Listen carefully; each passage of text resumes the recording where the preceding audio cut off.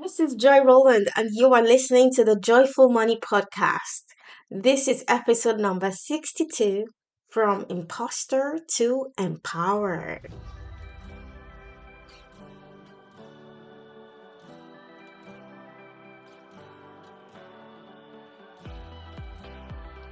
Welcome to Joyful Money, the podcast where we focus on making money fun and joyful. We're done with the stress and anxiety that typically come with money.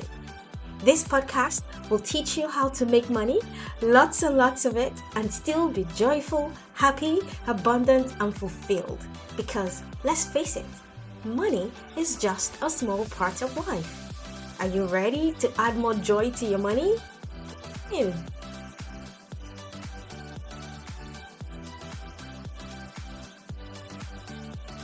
Hello, my lovely friend.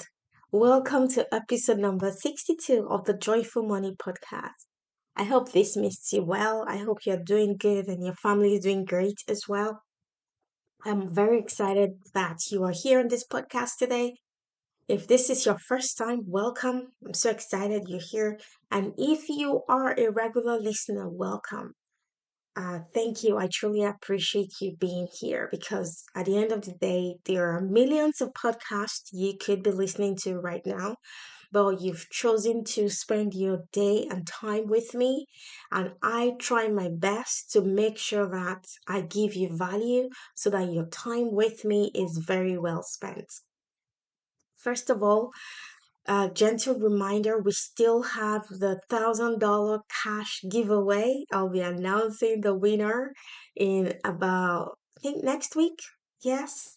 So if you haven't left me a review yet, go ahead and leave me a review. So, in order to be entered into the chance to win, I actually created a web page on my website. I'm gonna add the link here so you have all the details on how to enter. Okay, so I'm recording this. Today is Sunday, so a day before you will be listening to it. So I publish the podcast on Mondays and Thursdays. So today is Sunday, and today is Mother's Day here in Canada. So I want to take some time to um honor you, a mom. It's an incredible job you're doing. I think motherhood is actually a calling because you have to be called to do the work necessary to raise a child. So hats off to all the moms all around the world. I want to honor you, I want to acknowledge you, and I want to encourage you, I want to bless you, and I want to thank you for the work you're doing, raising these amazing lives that God has entrusted you with. I'm a mom myself. I have a 5-year old. And I typically say she has come to teach me a lot of things. Like I'm not the well, I'm the mom, but technically I am learning so much from her. And I know God blessed me with my daughter to help me through life, help me to teach me some wisdoms because the things this girl comes up with, it blows my mind.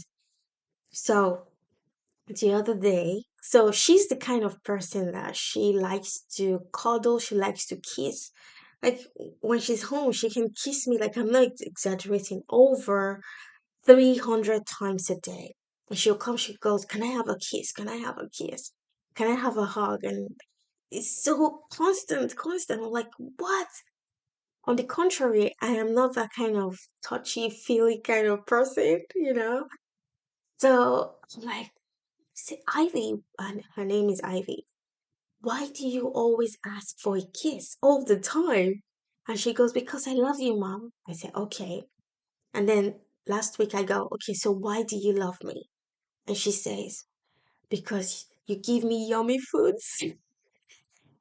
She said, because you give me yummy foods. I said, so as she's talking, obviously, I'm keeping a straight face so that she can keep going because I find out that when I laugh, then she's gonna stop. Okay, so she goes, "Mommy, because you give me yummy food." I said, "Okay, what else?" She said, "You give me a bath all of the time, and then you give me hugs, and you take good care of me." Like you just made me laugh, and I'm like, okay, Ivy, I love you too. Like I was gonna tell her that it's my obligation to take care of you as your parent, but I'm sure she wouldn't understand. But she absolutely appreciates everything I do for her. She also says, "Oh, and you always wash my clothes when it's dirty." And like you just warmed my heart, and it's just so grateful to be blessed with so much love and affection in my life. Um, she just loves me unconditionally, and it goes to show, as moms, many times we beat ourselves down, right? We talk down on ourselves, and we think to ourselves, oh, we're not doing a great job. Am I being the best mom I can be? All of those questions that keep coming into our minds. But here's the thing, the only thing your child needs is just for you to be there. Like, I don't think your child necessarily worries about you becoming a multi-millionaire or becoming super, super rich. Like, all your child wants is a present mom. Like, that's it. That's it. Like, they are not overly concerned about material things. But many times when we chase money, we tend to neglect what's most important. And many times, even when it's the weekend, so for example, it's the Sunday today, but I woke up very early, so it's just 5 a.m.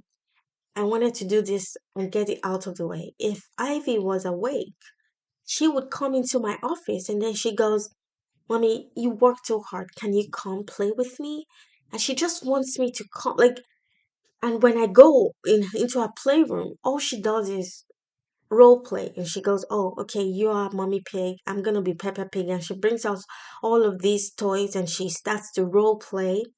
And she can go on and on and on and on and on and making up stories. So in her very little mind, all she wants is a mom that's present. Like, she's not overly concerned about getting a bigger house or driving a bigger car. All of those things we think will make us happier. So I want to encourage you, if you are a mom listening to this today, you are doing a fantastic job. Like, there is no playbook, there's no rule book for you to be the mom you want to be. Like, you're doing the best job. Just believe me, you are doing a fantastic job. So today we will be celebrating mothers in the whole of Canada, and I just wanted to acknowledge all of the women who are moms. And maybe you're not a biological mom. I have women in my life that don't have biological children, but they are mother figures. So many people look up to you, and you are being an example to them, and you're um actually acting as a mom. So you don't have to necessarily have a biological child to celebrate yourself today. I just want to point that out. Okay, so today I want to talk to you about from imposter to empowered. And the reason I'm so passionate about this topic is because of the number of women I speak to who have problems with feeling like an imposter. And this imposter syndrome keeps many people stuck, keeps many people from actually taking their rightful place in the world and bringing on all of their gifts, all of their talents into the world. And imposter syndrome, I like to call this a thought error. It's not true because imposter syndrome is, I'll say, a psychological phenomenon where a woman doubts her accomplishments and have a persistent fear of being exposed as a fraud. And when you feel like an imposter, what do? You hide. Yeah, you hide. And when you hide, what are you not doing? You're not taking action in your business. You feel crippled. You go under the blanket, you go into the closet and you close yourself because you don't want to feel like a fraud. Okay, so imposter syndrome is a thought error. It's not true because I can tell you, you are not a fraud. You have the skills, you've accomplished so much, and you have so many things to bring into the world. So the question becomes, why do we feel imposter syndrome? We feel imposter syndrome because our brain is trying to keep us safe.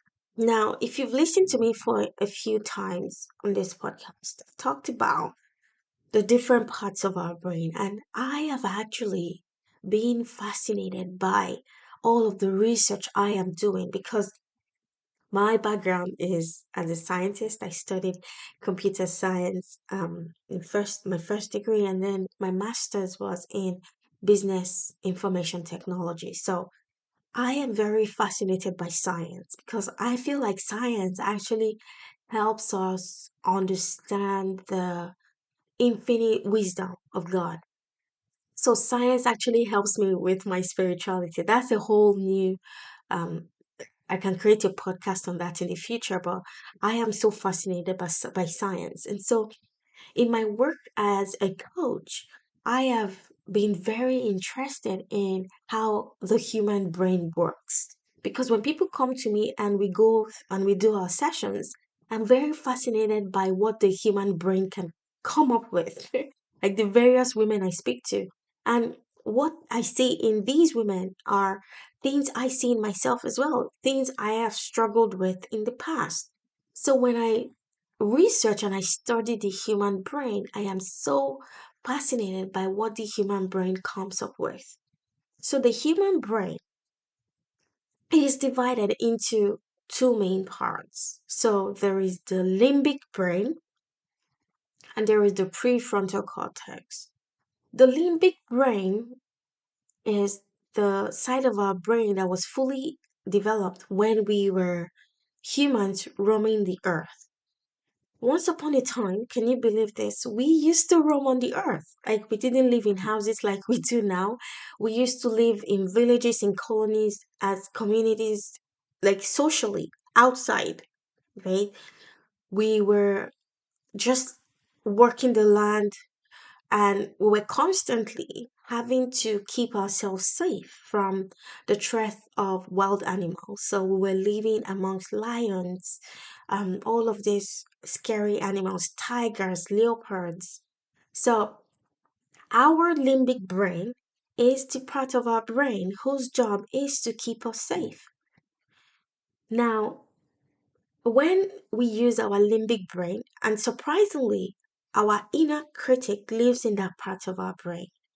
That's the part of our brain that tells us that we're not good enough. That's the limbic part of our brain. But there is another part that has evolved as humans, and that's the part that differentiates us from other animals. And that part of our brain is called the prefrontal cortex. The prefrontal cortex is the executive part of our brain. That's the part of our brain we can use to think about what we're thinking about. We can think about our thoughts. We can think into the future. We can plan, we can decide, we can make decisions from the executive part of our brain. But here's the thing, it is more expensive for our brain to work from the prefrontal cortex. It's more energetically expensive. It takes a lot more calories. It takes a lot more energy for our brain to work from the prefrontal cortex, the executive part. It's way easier to work from the limbic part of our brain. It takes less calories, it takes less energy. Why? Well, because of the neural pathways. There are very clear neural pathways in our limbic brain that makes it more efficient to work from that part. And that's the part that stores every single thing that's happened to us. That's the subconscious part of our minds. So you might not be aware of specific things that happen in your limbic brain, but in your subconscious mind, all of that information is stored. Let me give you an example. So there may be things that happened when you were a child, maybe when you were 3, you were 4, you were 5. There were things that happened to you that in your awareness, if I asked you right now, you couldn't remember, okay? But somewhere in your subconscious, it stores every single thing you saw with your eyes as a child, every single thing you heard, every single thing you experienced as a child. All of those things are stored in your limbic brain, in your subconscious mind. So you might not be aware, you might not be conscious, but all of those information, like that's why I call our brain the supercomputer. And it amazes me the work that God has done to give us the kind of brain He's giving us. That's our best asset, our greatest asset, our brain.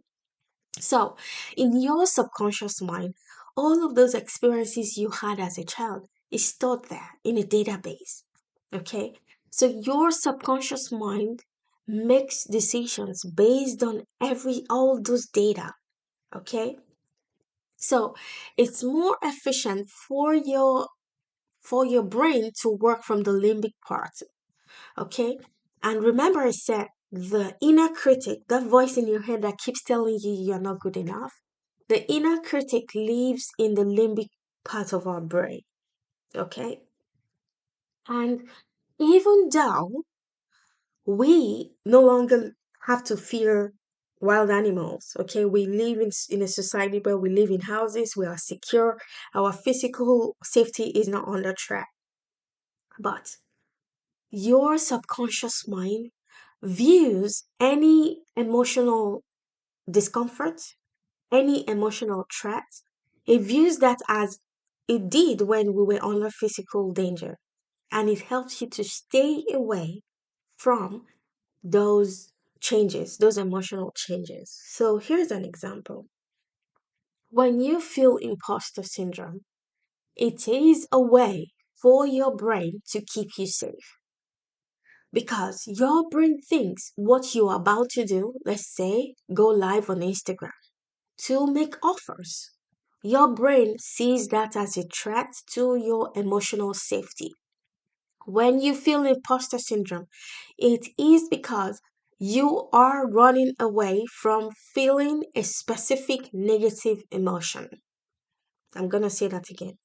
When you have imposter syndrome, it is because you are running away from feeling a specific negative emotional emotion. Okay, so your brain is trying to keep you safe from feeling that negative emotion. Here's an example: shame, rejection, fear. Those are negative emotion that your brain is trying to keep you safe from. So when it tells you you're an imposter, then you don't have to expose yourself to the possibility of being rejected, the possibility of being shamed. Okay? So your brain is trying to keep you safe ahead of time. Because when your brain rejects you first, then social rejection no longer has a strong hold on you. So if your brain keeps telling you you're an imposter, that's rejection because it's your brain rejecting you, right? That rejection will, when you're rejected socially, then it's not as painful because your brain rejected you ahead of time. Okay?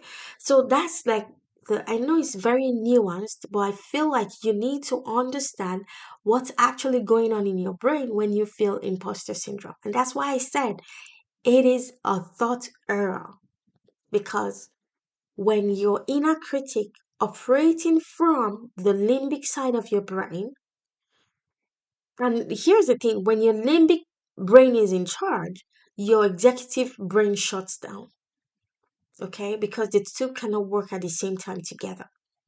So when your brain is constantly working from the limbic brain and all of those negative things, and it tells you, oh, you're not good enough, who do you think you are? Then your frontal cortex, your executive brain actually shuts down. So you are not thinking creatively because creative thinking is done from your prefrontal cortex, the executive part of your brain. So I want you to see that when you think the thought that I am an imposter, it is your subconscious mind just trying to keep you safe. And hear this, your subconscious mind is not doing this in a malicious way. It's not doing this because it wants to hurt you, but it's doing this because it thinks it is in your best interest to feel like an imposter and not go for your big goals and not take the actions that will get you the results you want. So I want to be clear on that. It's not as though that part of our brain intentionally wants to hurt us. No, it just feels like it is keeping us safe. Okay?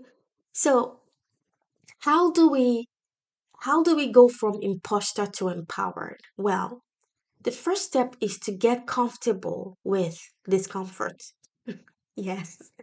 You have to get comfortable with that feeling that your brain is trying to run away from. So, if I am trying to do an Instagram live and my brain comes up and tells me I'm an imposter, I embrace it and I say, is it the feeling of shame or rejection we're afraid of? And I tell my brain, let's go. I am not afraid of being rejected. So you have to get comfortable with rejection because rejection, the feeling of being rejected, is just a feeling. Technically, that feeling isn't harmful. Yeah, someone laughs at you on social media. Yeah, that's okay. Process that feeling.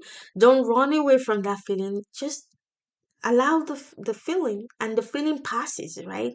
When we don't oppose feelings, the negative emotions we feel, then those negative emotions don't have as much power over us.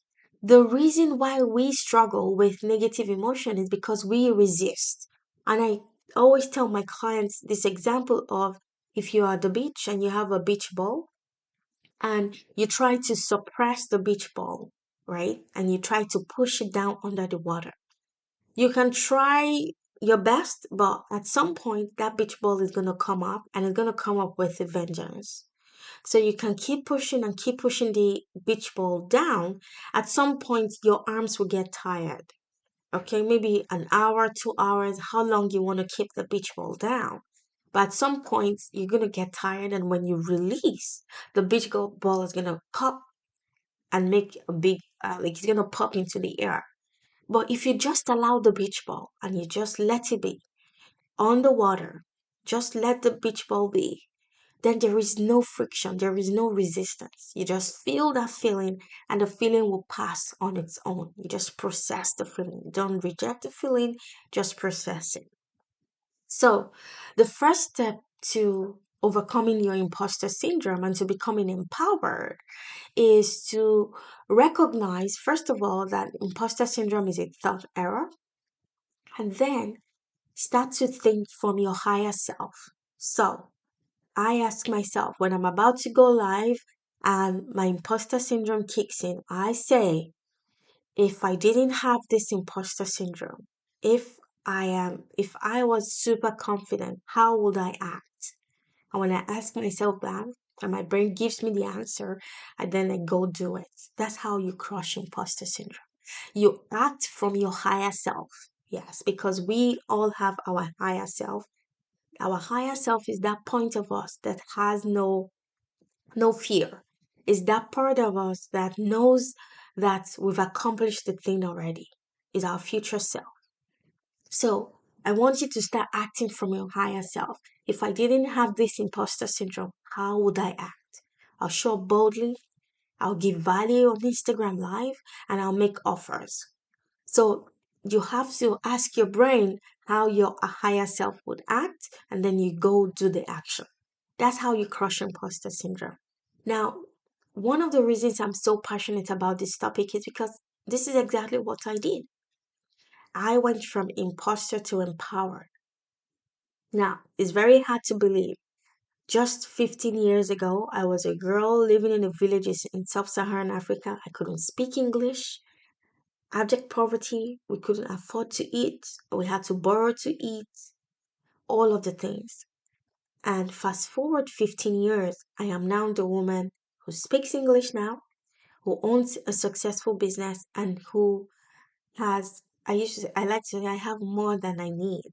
I'm so blessed. So if I have been able to go from that girl at 25, couldn't speak English, who was extremely poor, and I went and I said, I want to go to the UK, I want to go study, and I want to help my family out of poverty. If that girl could go from, obviously, that's the highest form of imposter. Coming from sub Saharan Africa with no English and wanting to be successful in London. Okay, so I know firsthand what it feels like to feel like an imposter. But here's the thing, you have to start acting from your higher self.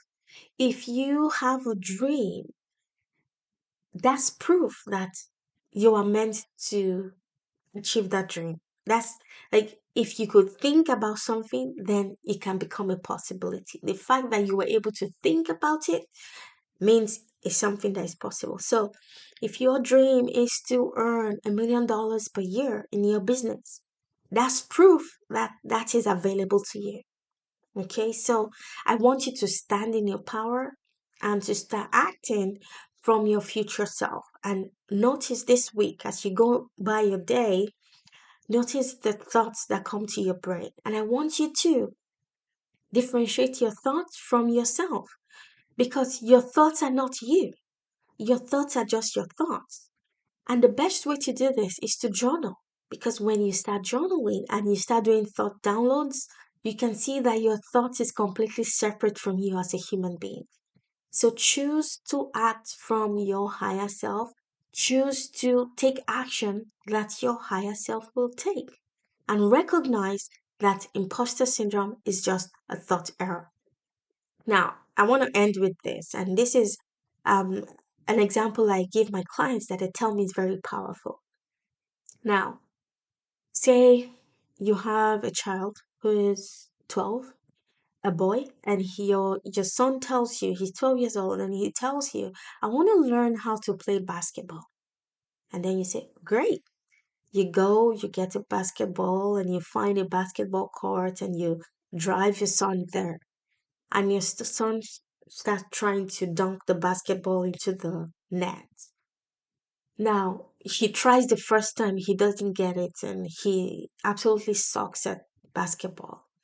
Now, do you, as the mom, say your son is an imposter? Do you call him an imposter because he's trying to play basketball and he's not getting it? No. So, why don't you call him an imposter? Well, you don't call him an imposter because he's trying to learn something new. He hasn't played basketball ever in his life and he's trying to learn to play basketball. So, if you do not call your son an imposter for trying to learn how to play basketball, why do you call yourself an imposter when you are building a business to make $1 million per year? Can you see it doesn't make sense? No, it doesn't. So, my friend, you are not an imposter. You are meant for this. So, I want your assignment for this week is to go do the thing your brain is afraid of. Maybe you've not been actively showing up on social media to make your offers, connecting with potential clients. That's because your brain has been afraid of a specific negative emotion, maybe rejection. So I want you to go and say, well, my brain, let's go get rejected today. Okay? I want you to run towards your fear and say, yes, we are doing this today. I want to get rejected today. That's all I have for you, my friend. I will see you back here on the next episode. Until then, have a joyful week.